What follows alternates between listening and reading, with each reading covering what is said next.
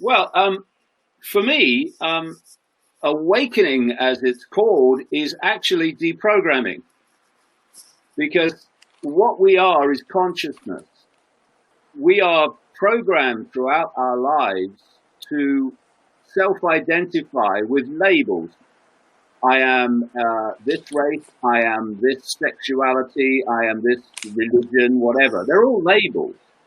We self-identify with the labels as the I, but they're not the I. They're what the I, consciousness, is experiencing. And that misunderstanding pulls people into a sense of limitation, a sense of I can't, because they are self-identifying their potential with the labels, which appear very limited.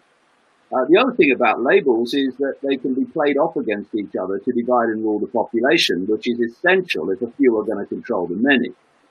We come into the world and immediately our parents, not for, well, sometimes, yes, but not often for malevolent reasons, the programming starts because they've been through what you're about to go through and they've bought the program, and so they're passing it on to you because they think it's the best thing for you, best thing they can give to you.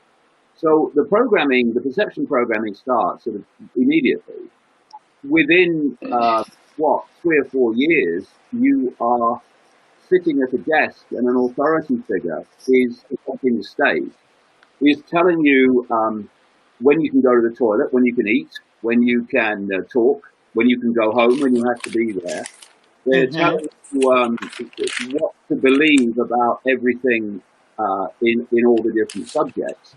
And crucially, what is happening through this period of the formative years of children and young people is that they're being programmed to obey authority.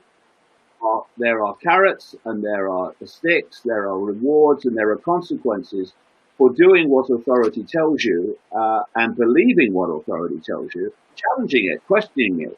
The vast majority of people, they fall into this subconscious obeying, acquiescence to authority, and it continues through their lives. And so, you've got two kinds of people that have acquiesced to authority throughout this pandemic hoax.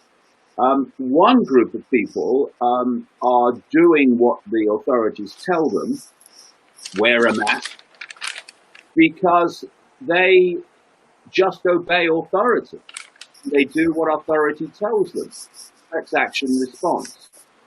What you have with this other group is a group of people who've realized that something's not right and don't agree with what they're being told to do and the reasons they're being told to do it, but they are fearful of challenging and questioning authority because of what will the consequences from authority be for me. So these two groups of people have made it possible for a relative handful worldwide put billions of people under house arrest and make them walk around in stupid masks, what I call face nappies or face diapers, as you would call them in America, which is an amazingly powerful symbol of acquiescence and submission. Silence comes because of this ingrained programming in our relationship to authority. Now, personally, I missed that meeting, okay? I wasn't at that class, being someone who said, I will respect authority, A, when it respects me, and B, when it does things that are worthy of respect. Otherwise, doing it. So I'm not wearing masks at all, never have. I'm not putting sanitizer on my hands because you look at the back of the bottle and see 2/3 of it is a warning of how dangerous the thing is and how to dispose of it. And I'm not giving my details to anybody in this track and trace nonsense. I'm just living my life, and I will not acquiesce to authority when it's get us to do nonsensical things for no other reason than control, nothing whatsoever to do with health. So I went through this process of, if you like, deprogramming 30 years ago, and it's an ongoing process. You just get more and more deprogrammed, and deprogrammed in the sense of deleting all the perceptual beliefs and programs that have been downloaded to you all your life, all of them. And I've always been someone who questioned authority and questioned what I'm told, and so the deprogramming, there wasn't quite so much to deprogram. But happening, if people imagine the programming to be a bubble, standing in a bubble, and outside the bubble is our expanded consciousness, the true I. Not a form, consciousness, awareness, a state of being aware. And the bubble, the programs, the perceptual programs that are telling you that the five sense world is all there is, and that you are your labels when they're only experiences, that forms these kind of onion skins around the bubble. Mix my metaphors. And as you delete them, the bubble starts to thin and thin and thin until it bursts. It burst for me 30 years ago. Bursts. You have deleted that barrier, that perceptual barrier, expanded awareness, and suddenly, from that expanded awareness point of view, you see what you saw before in a completely different. Now, instead of seeing loads of random dots, you now see pictures. You see how the dots connect. Very, very different. I'm not sitting here like the Buddha on the mountain or something. Anyone can do this. It's just a choice to do it. And part of that, part of the expression of that awakening, that deprogramming, is that you no longer unquestioningly obey and acquiesce to authority. Because authority has no power. Let's get that straight. It has no power. Enough people say we're not doing it, there's nothing they can do about it. The acquiescence that current events are happening, power of authority. I want to talk about that programming a little bit.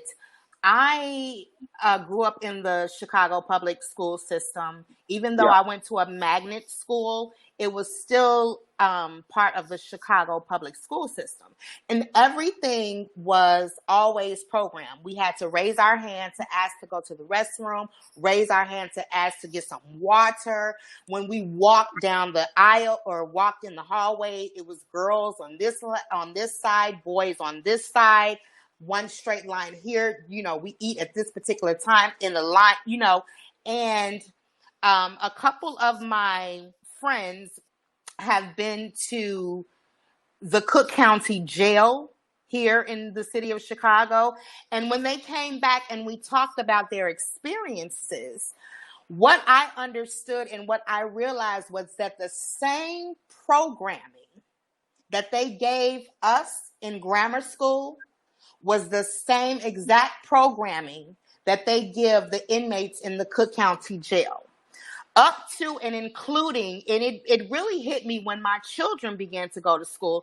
And I remember when they changed, so you used to be able to wear whatever you want to wear to school. And then they started with these uniforms. There was the black pants and then like the navy blue pants and then like one day. And he says, Mom, I need, he wasn't asking for pencils and pens anymore. And I'm like, what's up with your school supplies? He says, oh, we have a machine at school. He says, Mom, I need some money for a pen and a pencil. And I said, you need money for a pen and a pencil? He said, yeah. I said, what are you talking about? And it wasn't until I went to his school that I looked at, there was a machine with pens, pencils, everything that they needed. They put the money in. And I told him, I said, honey, that's commissary. You understand what I'm saying? So they were programming us as African-American children in the city of Chicago to be automatically programmed for this jail system.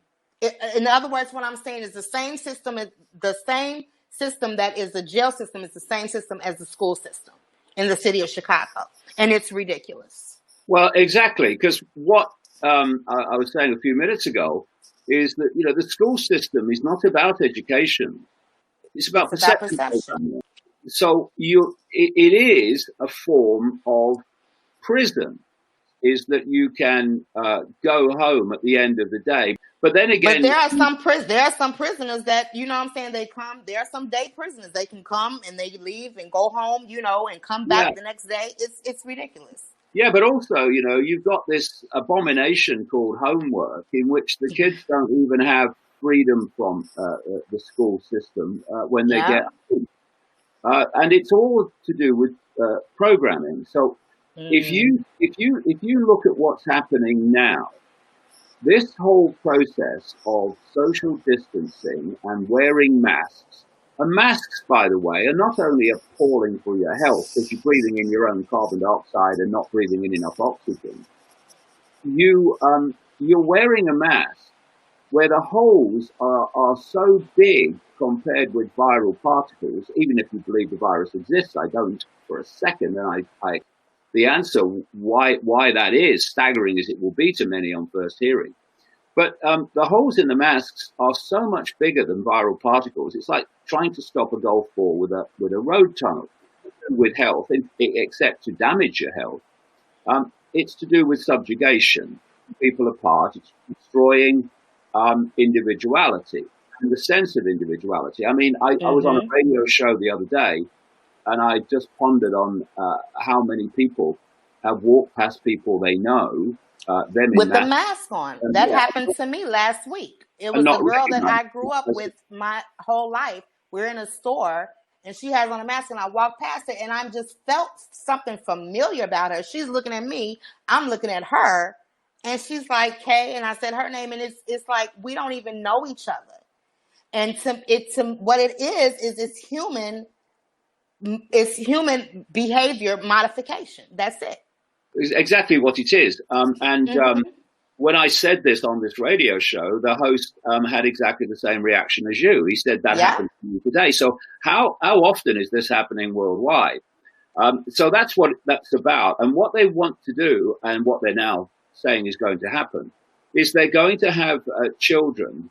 Even if you believe this virus exists, I say absolutely it doesn't, and I can explain why. But even if it does, the chances of children being affected are basically zero. And yet we're going to put them in masks all day, every day. It's going to affect their respiratory health, dioxide and the lack of oxygen. And when that respiratory health in the young starts to manifest itself, and it won't be too long with some of them, they're going to say COVID-19 and now it's attacking the young. Because what we have to realize to get a grasp of what's happening in the world is that society is controlled and directed by super, and then some psychopaths who have no empathy and look upon humanity with utter contempt, therefore have no emotional consequence, no matter what they impose on the human population. Yes. And they're now targeting the kids. Now, I'm seeing pictures of children in playgrounds standing in boxes. They're putting masks on them. They're making them go 6 feet apart. It's devastating the psychology. People, why? Because what they plan, and it's all in my books, like The Answer, the new one, what they plan, where they're taking humanity, is so extreme. It's a sci-fi movie, and again, and then some, that they need absolute acquiescence to get there, or they're targeting the young, the children and the young now in this extreme way, because by the time they become adults, they will be unquestioning what I call press enter people, where the government says and the people do without question, without challenge. So this is what they're doing. And I say to parents, please look at it. If you're frightened of saying no to authority, then if you think it's bad now, it ain't even started yet. And if you want to look your children and your grandchildren in the eye and say to yourself, I'm not going to challenge this because what are the consequences for me? Well, all the best with that one because I couldn't do it. We've got, caring for your kids is not buying them the latest trainers and the latest smartphone. It's defending their freedom against these psychopaths to start, and it needs to start now. I I saw your interview on the Terry Wogan show years and years ago. I want to talk about that a little bit because when I saw that, it reminded me, and I don't know if anyone else has made the connection, but it reminded me of the scene in the movie Joker when he goes on the Murray Franklin show at the end of the movie. And it, to me, when I saw that interview with you and Terry Wogan, it was like, you were brought on this show to talk about, whatever. And I'm in film, so I understand how producers, create these situations, and you come in under this, precedence, and then the next thing it's over here. And I saw what he did to you. And when you made a statement, and I want you to talk about that statement, and the audience began to laugh. And then Terry says, "Oh, ha ha ha. They are not laughing with you. They're laughing at you." And when I saw that interview, it just really took my mind to I'm in film, so I always have to revert back to that. But it took me to that scene in Joker when Murray Franklin brings him on the show to kind of just make fun of him.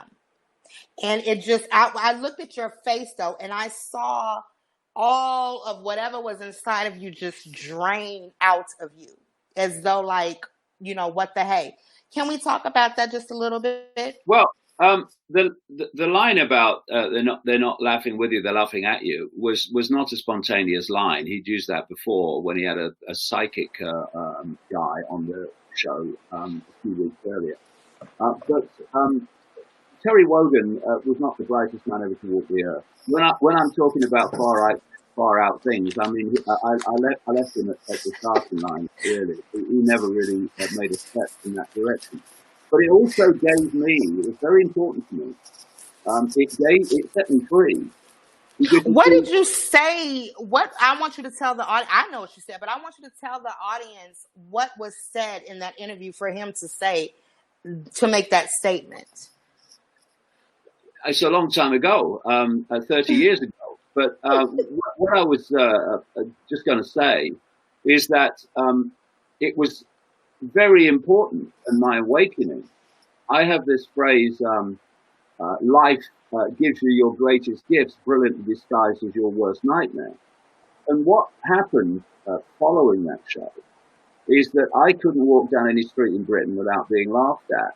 Actually, going into a bar was impossible if you didn't want to get mass ridicule. And, comedians said my name, no joke necessary, and the audience were laughing.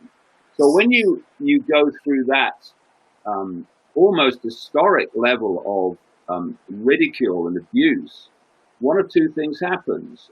Either it destroys you, and I'm not into being destroyed, thank you, or you come out of the fire still. And so what that experience did was set me free from the prison that most people live in, and that's the prison of fearing what other people think. I let that go, because if you're being laughed at by everybody, I mean, what's the point in worrying what they think? They're all laughing anyway. They're not laughing now, by the way. The whole point of fearing what other people think, it has many, many effects. First of all, it limits you, but also if you fear what other people think, you're not going to express your unique self. You're not going to say what you really think. You're not going to behave as you really want. You are focused not on your uniqueness, but what other people, and therefore you're going to live your life in line with what they want you to be. In other words, you're not going to live your life, you're going to live what they say your life should be. suddenly the whole kind of herd mentality starts to form. But you know, that kind of mentality never changes anything. Mavericks change things, who go against the prevailing order, who go against the prevailing belief, and challenge it and question it. And if you do that, you're going to get abuse. You're going to get ridiculed. And if you don't want to make a change, well, don't do it. But if you do, it comes with the territory. Fundamental to doing it is to delete the fear of what other people think. So you're not living your life as they say it should be. You're living your life, and you're saying what you believe. And that's the only way you can make a difference. That happened to me actually like 3 times in my life, where I was the brunt of a mass joke. I was doing a show in Madison, Wisconsin, and the script that they gave me was for me to direct was very, very personal. And I knew it was personal. I'm looking at the script. You're talking about me. I'm not retarded. And the second time I was in church, that happened, where it was an entire sermon, was done on what I know was an intimate conversation that I had with someone that I thought was my friend. So I can't even imagine being massively ridiculed like that, just, in your town and just walking down the street to that extreme. But it doesn't feel good. You know what I'm saying? But what I really liked was how Terry had to come back and retract a lot of those statements. And they are not laughing anymore. You have been banned on all social media, correct? Yeah, I'm still on Twitter and the smaller ones that don't censor, but Okay. Facebook I've gone. YouTube I've gone. Lots of others I've gone. Because we are in a situation where what I call the global cult, which in each country manifests as what's called the deep state, the whole web, and in each country there are subsidiaries of that web which are known as the deep state, but actually the deep state drops into a global web. I call it the cult, the death cult, for reasons like that.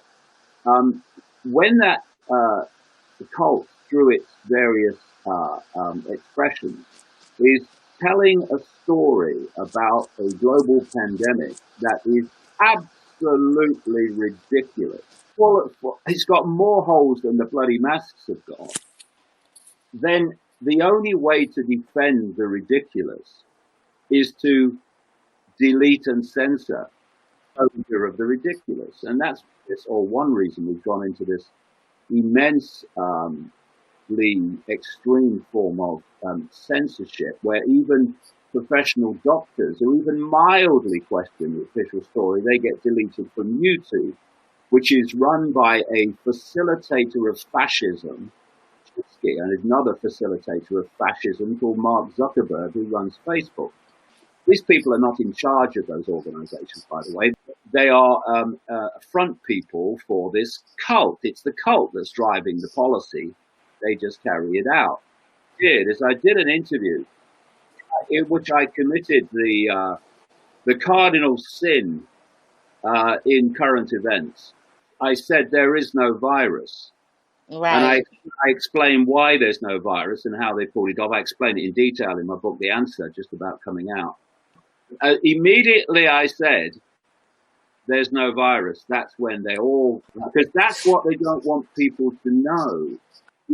We have a situation, Kay, now, where the cases are coming from a test, RT-PCR test, testing for the virus. It's not testing for the virus. The creator of the test, a guy called Kerry Mullis in the 1980s, he won the Nobel Prize for developing it. He said this test must not be used to diagnose infectious disease. That's the creator of it, and that's what they're doing. And how can you test for something you've never shown to exist? because there is not a single scientific study or paper anywhere in the world that has isolated, what they call purified the virus, free of all other contamination. It's not been done. And unless you do that, you can't, A, prove your alleged infectious agent exists, and B, you can't prove that it's causing what you say it's causing. And so you have these tests. And what the World Health Organization, which is run by a guy called Tedros, an absolute crook, the Director General, he's a mouthpiece for Gates. That's all he is. He used to be on the Gates payroll. And he said the way to meet the challenge of the virus is test, saying around the world. The point is, what are they testing for? I'll tell you. They're testing for a genetic material, not a virus, which almost everyone has in their body. And what they do with this test, this PCR test, is they amplify the genetic material that they're testing for. And the more they amplify it, and in fact blow it up, the more elements of that genetic material are picked up by the test. The more you amplify the genetic material, the more people are going to test positive, because as you pull more elements of it to be picked up by the test, more people are potentially going to have that element in their bodies. As one doctor said, if you amplify this test enough, everybody you test will test positive. They're testing for a genetic material, not a virus, which they've never isolated.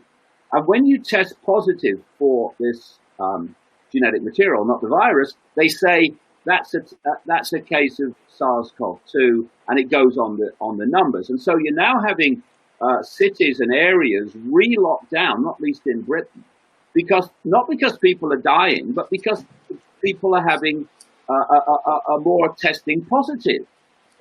Even if the virus existed, it doesn't, but even if it did, people testing positive with no symptoms is a brilliant thing. According to the CDC in America, which is just an agency of the World Health Organization and the cult, the infection to fatality rate with people under 70 is 0.004%. And if you include the over 70s, it's 0.26%. Tiny number, even if you accept the figures, and the figures are absolute nonsense, they're making them up. What it means is that every time someone tests positive with no symptoms, the fatality to, or the infection to fatality rate gets smaller and smaller and smaller and smaller. It's an interesting question, isn't it? Since when do you have to test people to see if they have a deadly disease? Since when do people who test positive for a deadly virus, since when do 85% of them plus never have a symptom? Reason for that. Why does the overwhelming vast majority of people have no symptoms when they test positive? Because there's nothing wrong with them. Because they've not been tested positive for a disease. They're testing positive for genetic material that is no problem to them. So where do the deaths come from? From simple redesignation of diagnosis. As I show in the in the answer, and if people go to davidicke.com, they'll find a 16-minute animated film that I did with an animation company that explains how this pandemic was pulled off.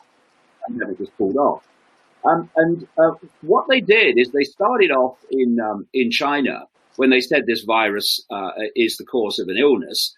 They never showed the virus to exist.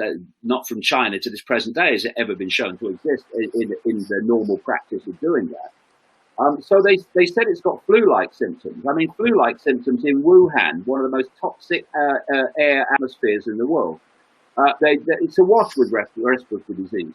So they said flu-like symptoms. So now the people who before were being diagnosed with flu and other respiratory disease causes were now called COVID-19.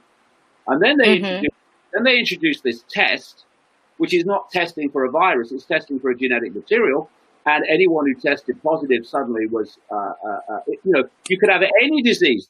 there's people who've died in motorcycle accidents who've had COVID. The medical professions worldwide, through this web I'm talking about, have been told to put COVID-19 on the death certificate almost no matter what.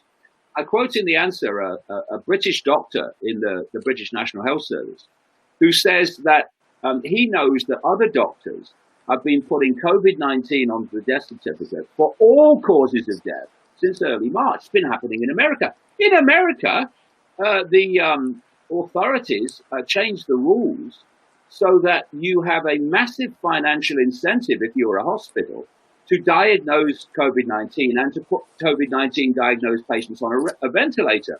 $4,600 it goes to the hospital if they diagnose regular pneumonia. $1,000 goes to the hospital if they diagnose COVID-19 pneumonia with the same symptoms, and $39,000 goes to the hospital if they put a diagnosed COVID-19 patient on a ventilator, which is absolutely very dangerous and the last resort, and many people die not as a result of their illness, but the effect of the ventilator. So, real virus, you pay to tell doctors they have to put it on the death certificate when people have died of something else, which is where the death figures have come from. Don't need to have financial incentives to put it on the death certificate. The authorities admitted after the big furore of the crisis that 99% of those people who had COVID-19 on their death certificate had 1, 2, 3, 4 or more other what they call morbidities, reasons to die. This is the reason, Kay. Let's break this down. This is the reason that up to this point, this so-called virus is really only dangerous, according to the official story, to elderly people. But they're still saying, bear that out. Why up to this point, although I say with the masks and other things, they want to give the impression this is now attacking the young. But why are the young virtually not touched, where old people are almost entirely, it's old people? Very simple answer to that question. Young people invariably don't die. They don't die. They're very rare comparatively to an old person, massively to an old person, a person will die. So with the young, they don't have the potential to re-diagnose death as COVID-19. With older people, they have endless other reasons to die, and more than one often. And so there's endless potential to diagnose those other causes of death, COVID-19. And that's what's been happening, and that's how the scam has been pulled off, or part of it. And I know that to be true because watch this. My cousin's sister was shot. Okay, we all know about the gun violence in the city of Chicago. She was shot and killed in the streets of Chicago. And on her death certificate is COVID-19. Yeah, and I can't make this up. It's ridiculous. Well, what they've done in Britain, they'll do it around the world as well, is if you test positive for COVID-19, there's no post-mortem, so COVID-19 goes on the death certificate without a post-mortem. And the other thing is, what they've done in Britain, and this again will be played out around the world, once you test positive for COVID-19 with a test not testing for COVID-19, as I've explained, you cannot then, for the rest of your life, it seems, die of anything else. Because as long as you tested positive, when you die of something else eventually, like falling down the stairs or something, COVID-19 will go on the death certificate. And that's where the numbers have come from, of deaths, and the cases are coming from a test not testing for COVID-19. And what they're going to do, Kay, this coming through the fall into the winter, is they're going to go absolutely hysterical. Every cough, every flu, virtually, is going to be COVID-19. And they're going to have fascistic, beyond fascistic lockdowns, even more severe than before. Do you think that, what about the 5G networks? Because I have to say that there are some people that are really sick, and a lady that I talked to the other day who, she went to my church. I called her just out of the clear blue sky, and she's like, I'm just so sick. I'm on my way to the hospital for radiation. And I had never heard of that before. So what I have been saying is that I'm not saying that, well, you say that coronavirus isn't real or whatever, but what I have been telling people is that people are not dying from coronavirus. They're dying from something. They are getting sick from something.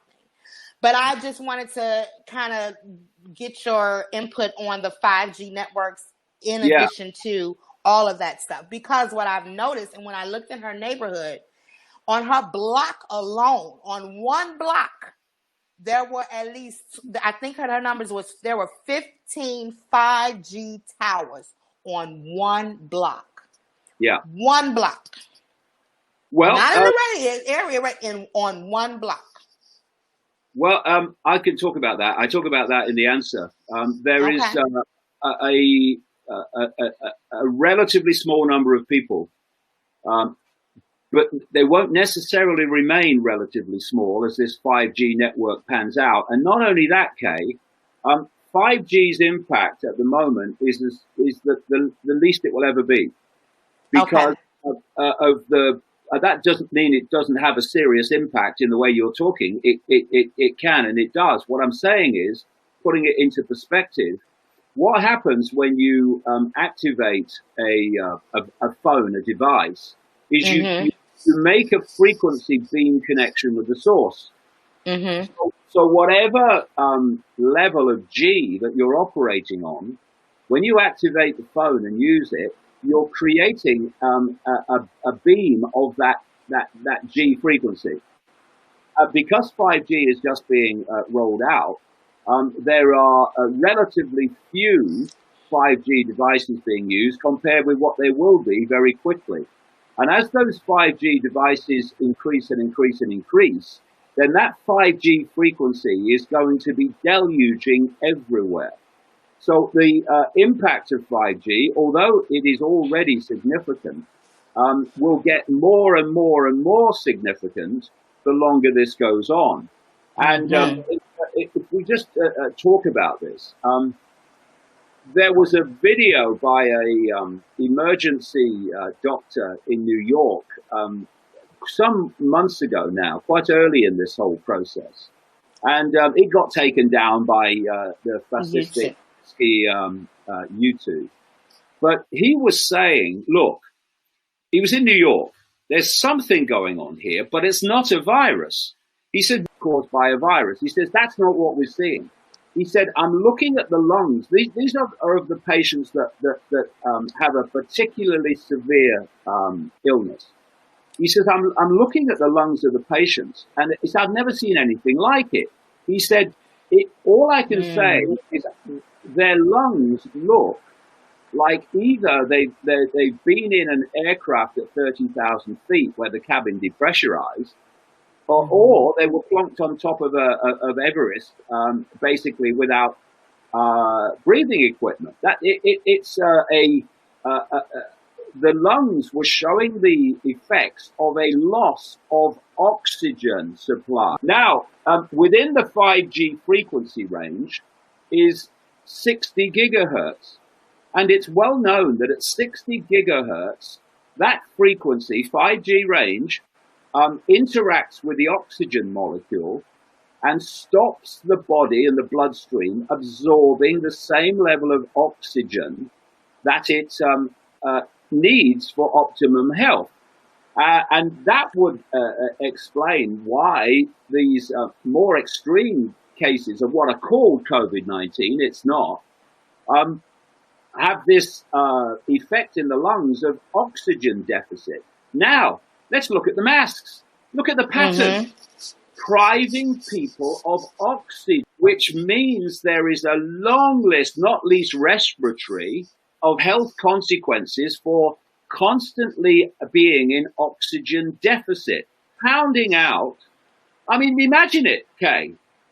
You're pounding out 5G at 60 gigahertz, which is affecting people's ability to absorb oxygen.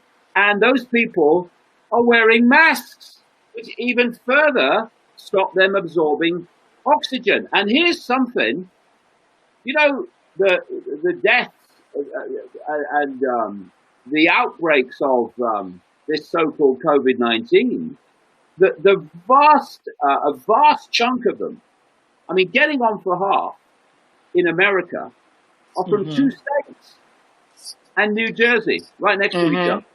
And what are those places? Awash with 5G towers. During the lockdowns, when people were having their businesses destroyed and their employment destroyed with all the closures, an essential job all over the world, they said, oh no, that's going to continue, was actually putting up 5G towers. Yeah, and they close everything early, so we're in the house and they're doing their thing, and the kids are not in school, so they putting them, they're doing their thing in the libraries over here, over there. It's everywhere, I'll tell you something. When the kids start going back to school with their masks on, they're going to find that 5G's been installed while they've been away, right, over and over again in many of them, because this is a war on the human race. This network, this cult, this psychopathic, satanic network. When you say the satanic, psychopathic cult, who are we talking about? Well, if you go back, and I've done this because I've been researching this full time for 30 years. I've been to over 60 countries doing it. If you look at the legends and the accounts of different ancient cultures around the world. You look at the Native American culture, the Zulu culture, and other cultures in Africa. You look at the Aboriginal culture.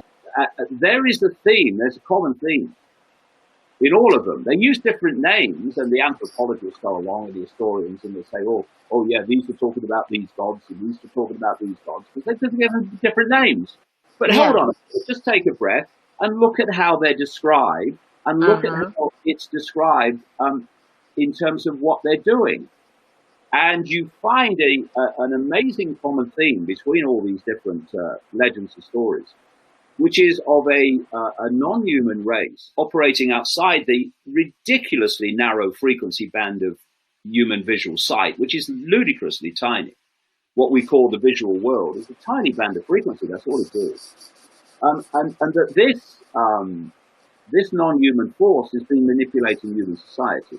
And what it does, it manipulates through a network of secret societies and satanic groups. These satanic groups who do their rituals and stuff. You remember years ago, a lot of years ago, hundreds of years ago, and more, they used to sacrifice people openly. It was part of the culture. They worshipped the gods and they did sacrifices to the gods. And my question was, who were these bloody gods? That all these different cultures all over the world were worshipping the sacrifice.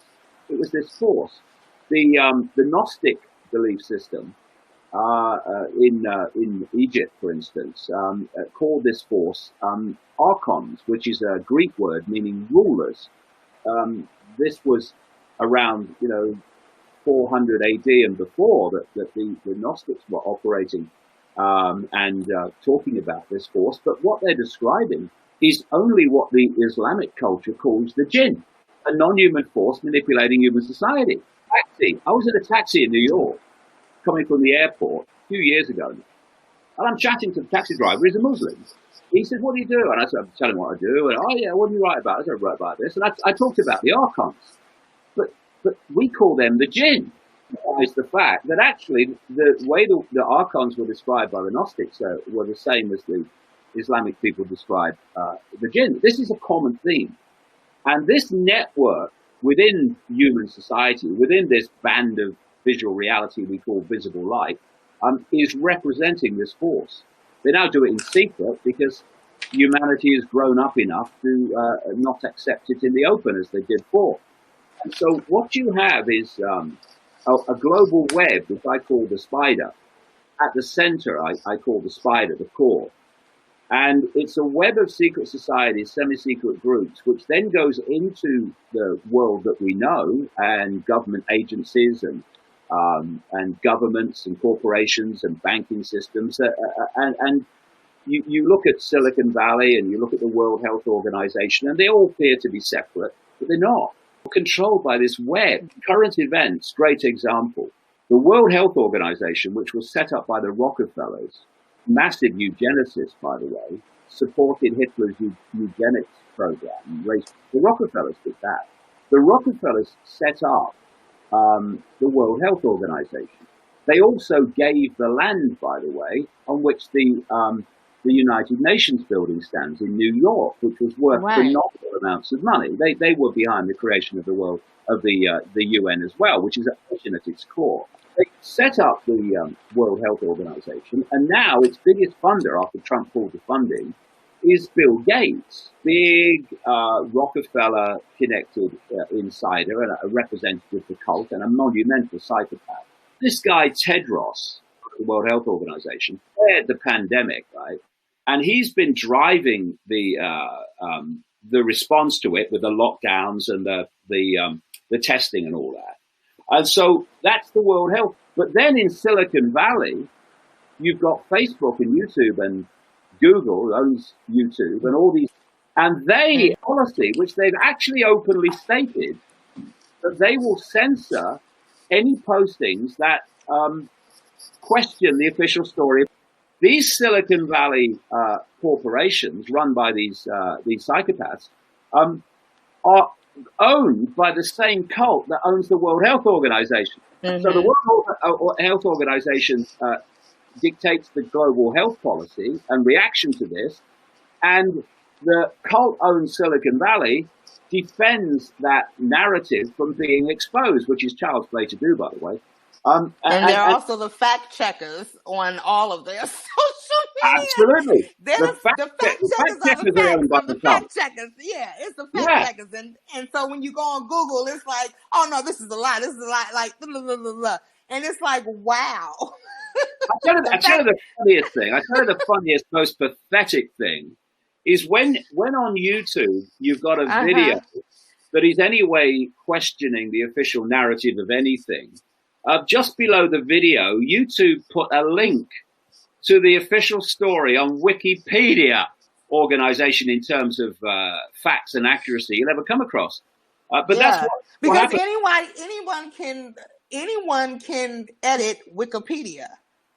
Yeah, well, that's the idea, but it's not true. If you look at the editing of Wikipedia, a tiny few people do it and constantly do it.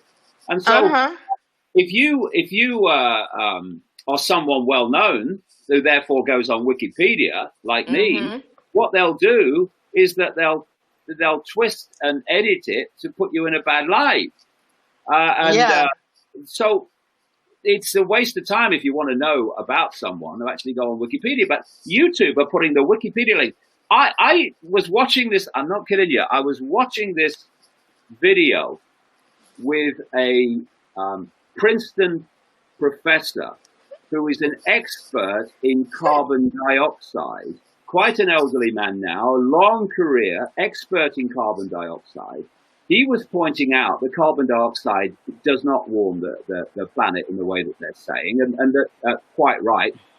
Without carbon dioxide, we'd all be dead because there'd be no natural world.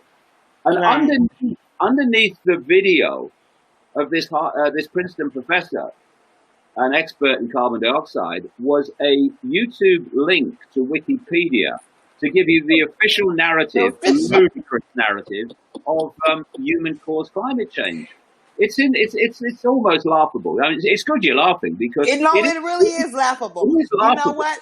It's laughable because I sit back. Well, first of all, even though I was in film, I almost got caught up in this whole COVID thing. I mean, it was driving me insane. My boyfriend and I get into it. I have on gloves. First, we have to wear gloves, and then the mask, and then we were putting the sanitizer on top of the gloves. And don't do this, and don't touch that. It was ridiculous, right? Yeah. But I was done. When I was really done was when they said the murder hornets. After that, the killer bees. I was done. I was absolutely, completely done. And that's when I went so hard, like, nah, this is not what's happening. I am not one of those. I am not one of those sheep. You cannot tell me anything. God gave us a brain to use. And my God, we better use it. Yeah, because, this social distancing and the masks and all the other stuff that goes with it, it's not being driven by health. It's being driven by psychology. You know, in Britain, even the overwhelming majority of people in Britain won't know this, but the Cabinet Office, which is supposed to be serving the cabinet level of government in Britain, it's not there to do that. It has a private company, part-owned, called the Behavioral Insights Team. And it's also known as the nudging behavior down the channels of behavior they want. And the nudge unit title comes from a book of the same name by a couple of Americans called Cass Sunstein, a guy called Thaler. Cass Sunstein was a, quote, star in the Obama administration. This Behavioral Insights Team, operating out of London, brags about the fact that it is operating in something like 31 countries, and it is advising American cities on behavioral manipulation of the population. When they were pushing to have mandatory wearing of masks in shops in Britain, one of the leading people pushing it was someone called Professor Susan Icke, actually a member of the Communist Party of Great Britain, which is very appropriate. And she's a government advisor, but she's not a professor of health or psychology. It's psychological warfare. They're going to be merciless with the kids when they go back to school. Merciless. Oh, yeah. Yeah. Where are you, parents? The thing about it is that they know that they're not. My thing is, why are you going to send the children back to school? You all said that there's going to be a second wave, right? In about September, October. So why are you sending the kids back to school knowing they're going to be pulled right back out? You know damn well they're not going back to school. Children will never be, we will never have, school is no more, we will never be the same ever again. And this new normal is not, what does new normal mean? We will never be the same. The children will never be the same. I feel so bad for these babies that are coming up now and these parents who have just no brains whatsoever, no inkling of what is going on. And then when you do speak like how you speak and how I speak, you think you have a brain to think, you're crazy or you don't know what you're talking about. And I'm trying to figure out, so no matter who it is, your pastor, your TV, your president, whomever, you're just going to let anybody tell you anything and you don't question it at all. And that's why I always got in trouble at school, because they lost me when they said my man walked on the moon. I was like, wait a minute, what happened? So, we'll never be the same. The kids, and it's very disheartening for those parents who just don't understand and don't get it. Yeah, well, this new book, The Answer, which is just about to come out, I started writing in October, and 85% of it was done by the time the lockdowns kicked in. I was just coming to the end of it, right? And then suddenly this all kicked in. And what I said in the first 85% of the book, they wanted to impose, this coronavirus hoax has allowed them to impose it. And I'll just mention two things. There's a chapter in the book called Why White People, Why Men, and Why Christianity. What I was pointing out is that through the law of political correctness, you can't say things about any group, but you can about those groups. You can say what you like about those groups. And the chapter is about why is that? Right. And so when you look at, I'm not a Christian. I don't follow any religion, but the point is that a lot of people follow Christianity, and because they want to transform Western society, they are targeting all these pillars of Western society. And I'm not a Christian, but the fact remains that as the Western world has unfolded, weaved through the fabric of Western society is Christianity. So if you want to undermine and destroy Western society, then one of the things you've got to target is Christianity. And what has this allowed them to do? They've closed the bloody churches. And this is not because of any virus. It's because they want to destroy Christianity, and I speak as not being a Christian. The other thing that I've been saying since in the book since like 1994, 95, is they want to bring an end to cash and create a one world digital currency. One world order. There will be no cash. And any transaction they will know about, and they'll be able to control everything. And what did Tedros, the crook head of official head, not really, of the World Health Organization, right at the start of this, avoid handling money because you can get the virus from it. You can't get the virus from newspapers though, because they're selling the propaganda, but you can get it from money. And so I can go to Walmart and shop, but I can't go to church. Yeah, and I can't go see my mother or my grandmother in a nursing home, but I can go to Walmart. Because they're targeting what they want to This is where the contradictions are, Kay. Exactly. You can look at it and you say, what is contradiction? That's contradiction. Well, very simple. This is what we want to destroy, so we're targeting that. We don't want to destroy this, so we're not targeting that. This is where the contradictions come from. And so you want the newspapers because you want the propaganda, but you don't want the money because you want a one world digital currency. And basically cash is almost disappeared as a result of just a few months of this hoax. So when people go through the answer, they'll see all the elements of the cult agenda for humanity, and they're all being ticked off as a result of faking this pandemic. And they're getting away with it, which is probably the end of your book. How they got away with it. Well, they get away with it. Simple. People say, look at the speed that human society has changed. Well, that speed of change is exactly in line with the speed of human acquiescence. Because without the acquiescence, society couldn't have changed as it has. And at some point, unless they want, a society beyond anything Orwell even envisaged, they've got to draw a line in the sand and say no more. No, you don't have to fight them. You don't have to protest. Right. You have to say, no, I'm not doing it. I'm not doing it. Or like my t-shirt says, I don't want to.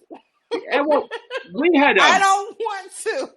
We had thousands of people on a hot day about 2 weeks ago, went out to the beaches, and there were so many people on the beaches in Britain, particularly near me on the south coast, that social distancing was impossible.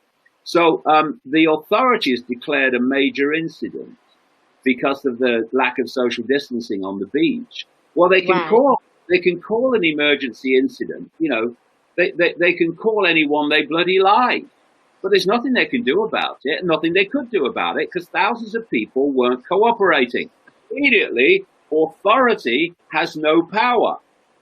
And if people did some research and realized the enormous damage they're doing to their health with constant and long-term mask wearing, and then said, I ain't doing it.